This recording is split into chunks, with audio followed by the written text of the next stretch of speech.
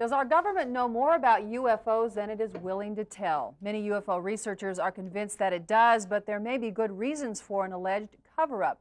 George Knapp has more on that in the conclusion of our series, UFOs, The Best Evidence. Mary Ruth, Gary, the long-awaited conclusion to the series. Some people get very angry about this alleged cover-up stuff. They say, this is America, we have a right to know if it's true, without realizing what they may be asking to hear. Tonight, we examine a few additional UFO cases, some intriguing videotapes, and a couple of very big what-ifs. Without a doubt. The photographic evidence in this case is by far the best documented evidence I've seen in 40 years of field investigations into the UFO phenomenon.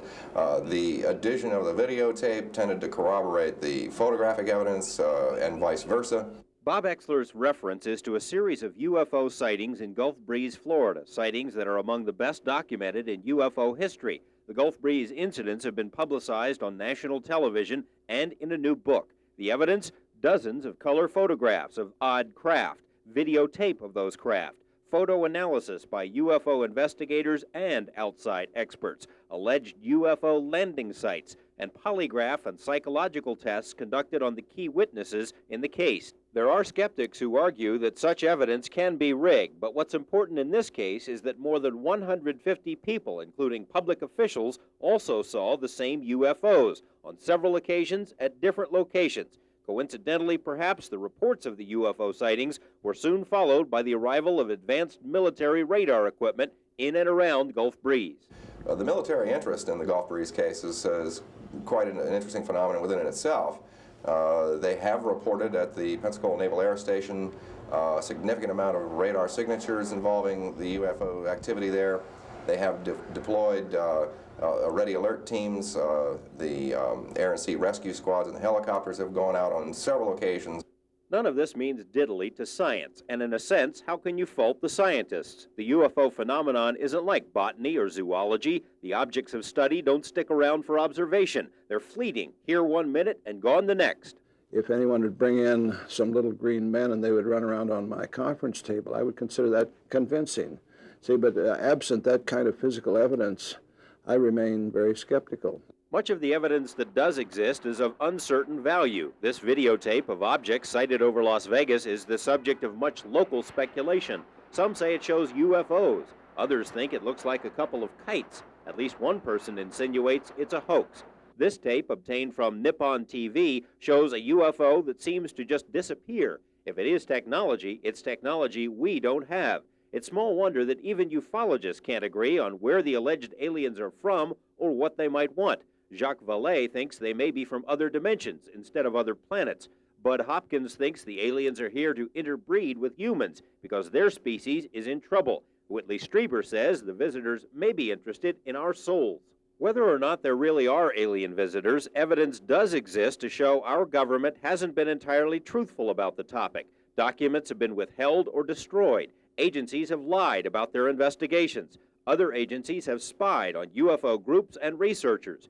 Journalist Bill Moore asked the FBI for his own files. After a year of legal wrangling, the feds released only 6 of the 61 pages, and the 6 pages they did release were heavily censored. Stan Friedman had a very similar experience. Bob Lazar is still fighting to obtain his records.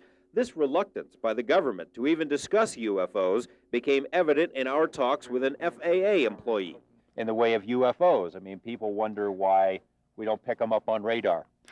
I guess I have to say I'm not in a position to respond to that. You're not supposed to talk about it? That's correct. Behind the scenes, government agencies sing a different tune. This is a reproduction of a chapter from an Air Force textbook written for use by Air Force cadets. It states that UFOs have been around for thousands of years, that most reports are from reliable witnesses, that there is evidence they are of alien origin, and that the topic is worthy of in-depth study. When ufologists found out about the chapter, it was pulled from the curriculum. Why? I think, in a nutshell, that the government painted itself into a corner about UFOs for very legitimate reasons 45 years ago. And I think the paint's still wet. They don't know what to do about it. Could the government have legitimate reasons for maintaining a cover-up? Many of the same investigators who've complained loudest about it say yes. Timothy Good thinks alien technology, now in the hands of the U.S. government, is so potentially important to the military that it should be withheld. It was classified higher than the hydrogen bomb back in 1950, and it's still classified way, way above top secret. And that's perfectly valid, in my opinion. It's rather like the hydrogen bomb. I mean, I think we're entitled to know that it's there, the effects that it has on us, but I don't think we're entitled to know how to build one. There may be other reasons for the secrecy. In 1960, NASA published a study that hypothetically pondered the effects of human contact with an alien civilization. The study concluded such contact would result in anarchy, the complete disintegration of human society, institutions, religions, governments, unless it was handled in a very gradual manner, with the public being slowly conditioned to accept it. Otherwise, panic. If you go on the air and say, the age of the world is over, tomorrow we die, I suppose so. But I think that the government's too smart to do that. I think it has to be done properly.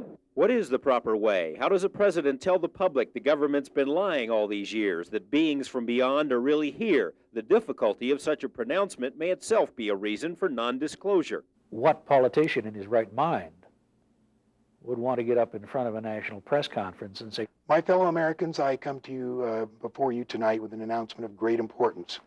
Despite all our denials, flying saucers do in fact exist."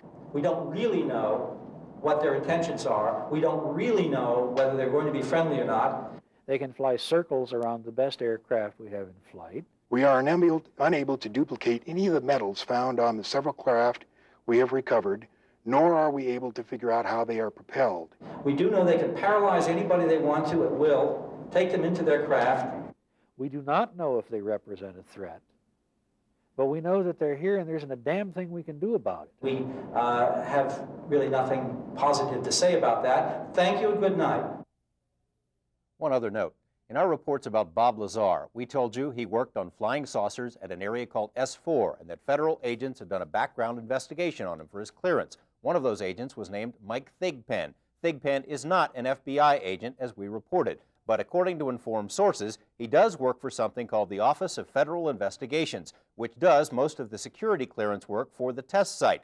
The OFI is not listed in the phone book. The Department of Energy spokesperson we spoke with didn't have a number for them either, nor did OFI's Washington office. Yet the OFI is real and it's here. We just can't find it to confirm if a Mike Thigpen works there or if anyone else at OFI might have investigated Bob Lazar, but we're going to keep trying. What about people? A lot of people have been calling, asking for information on all this story. A lot of people have been calling. We have prepared a free handout with a lot of names and numbers and addresses where people can write for information and tapes and books and things like that, other material. Just write to us here at the station, KLAS TV, Post Office Box 15047, or if you can't write this down, the address is in the phone book, and send a self-addressed stamped envelope, and we will get something out to you in the mail in a couple of weeks. You went into this believing that UFOs exist. Well, I went into it wanting to know, I'll say that. Have your feelings changed? What have you come away with now after a year of working on this? As you might have picked up from that piece, I think I'm a little more sympathetic to the government's position. I mean, some of the material that we have seen in the course of this investigation, I think would be very unsettling and upsetting to the public.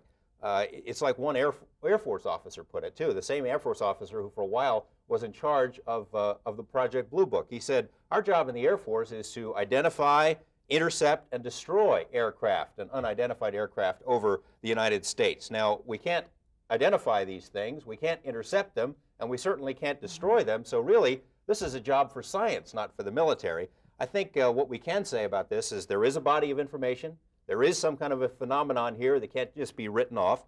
The government is sitting on a certain amount of information that it isn't letting us know about, and I don't think the topic has been fairly treated by science or journalism. It would be interesting if we could have a much larger investigation by someone else.